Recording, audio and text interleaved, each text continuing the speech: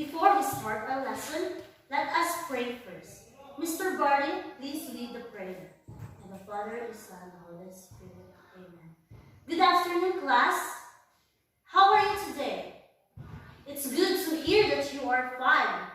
By the way, class, is there any absentee for today? Very good. I am expecting that all of you are excited for today's new lesson. Who among you here can recall our topic last meeting? Correct. Is there any questions and clarifications? If there is none, let us proceed with our new topic. Are you all excited? Before we proceed, I want to ask a question. What difficult problem or dilemma have you survived? I want a volunteer to answer that in the front. I will give you 5 minutes to answer. 5, 4, 3, 2, 1. Very good, class. Now, did you know that this question is somehow connected with our topic? Our lesson for today is a poem that talks about hope and motivation. Do you want to know the title? Be with me this afternoon as we are going to discuss about Invectus by William Ernest Henley. Listen carefully because at the end of the lesson, you will be able to explain the literary devices used in the poem, interpret the meaning of each stanza, perform a role play based on the meaning of the poem, and understand the significant lesson of the poem. As we read the poem, we will encounter difficult words, thus we need to unlock them. Directions. Below are the definitions of words. Can you identify what the given words are? So the first word is indomitable or incapable of being surmounted. What is the given words? Correct. The answer is unconquerable. Number 2, to flinch or to recoil. What is the given word? Very good. It is wince. The third one is to hit or coerce. What is the given word?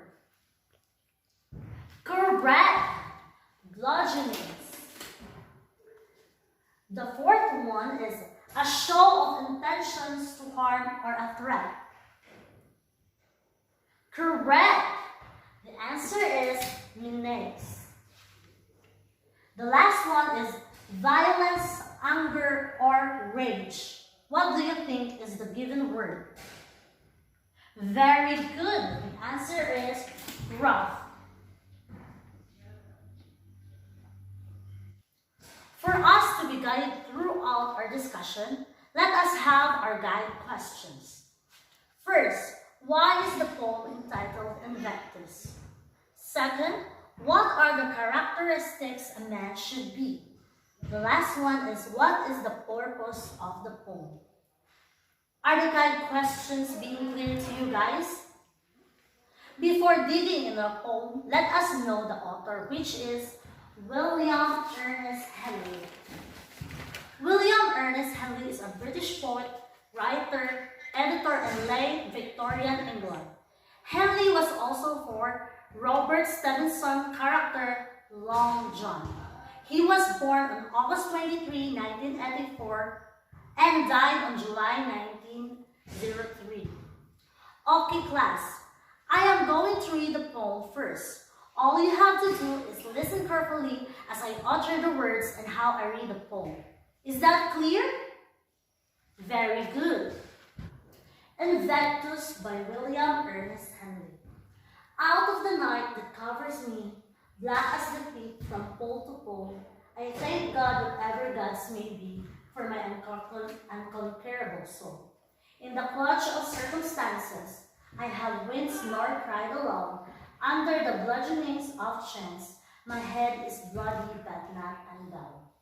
Beyond these flames of wrath and tears, looms but the horror of the shade, and yet the menace of years finds and shall find me unafraid. It mattered had not how straight the gate, how charged with punishment the scroll, I am the master of my fate, I am the captain of my soul. Now class, let us talk about the structure of the poem. How many stanzas are there in the poem? Correct, there are 4 stanzas. Now, I want you to observe in the rhyming scheme in the poem. What is the rhyming scheme of the poem?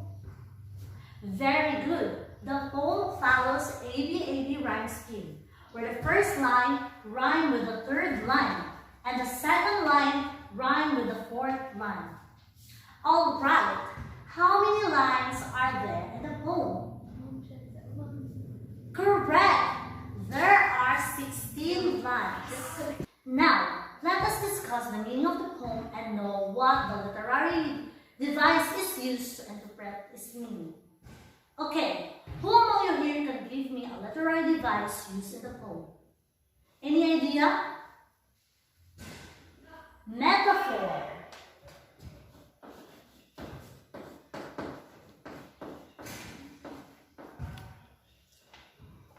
Great idea. What specific line and why do you say so that these lines are metaphor?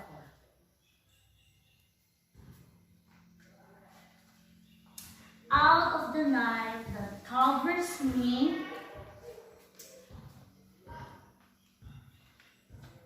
beyond this place of wrath and tears,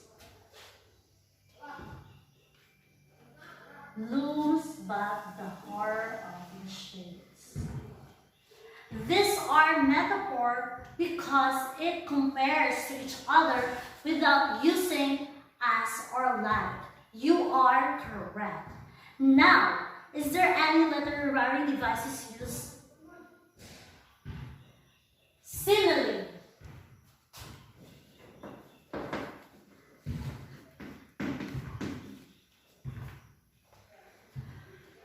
Correct. What specific line and explain?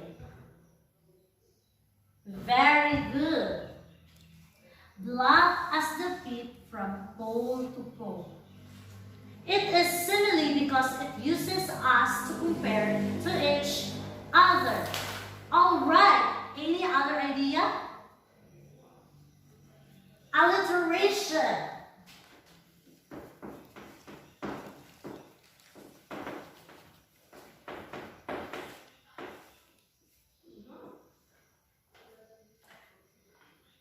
Why do you say so, Misuko? Precisely, it uses alliteration because the repetition of the same consonant sound in the same line of the poetry, such as P from pit from pole to pole, and F from fine and sharp.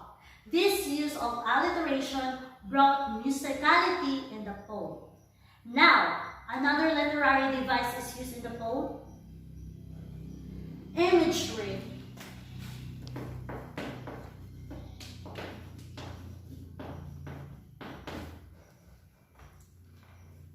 Correct.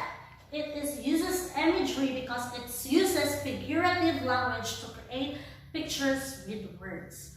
Alright class, is there any literary device is used? Symbols.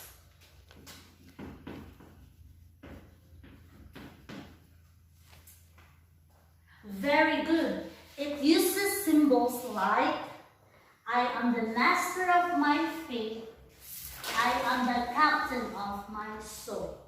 Because master symbolizes that the speaker is in charge of his life, and captain symbolizes that the speaker will lead himself in whatever he goes and experience in life. Good job, class! So since the poem has 16 lines, we will be having a short discussion. I want you to interpret the poem by stanza. Alright, in the first stanza, what have you understood? Any idea? Brilliant! In the very beginning, the poet says that he thanked God. In fact, he admits that his life has no ray of hope. Rather, his future seems to be dark as pit, but he is grateful to God that he is unconquerable soul. Now, what about the second stanza? What have you understood? Any idea? Very good. Eventually, he claims that whenever he fell into the difficulty, he always remained unbeatable.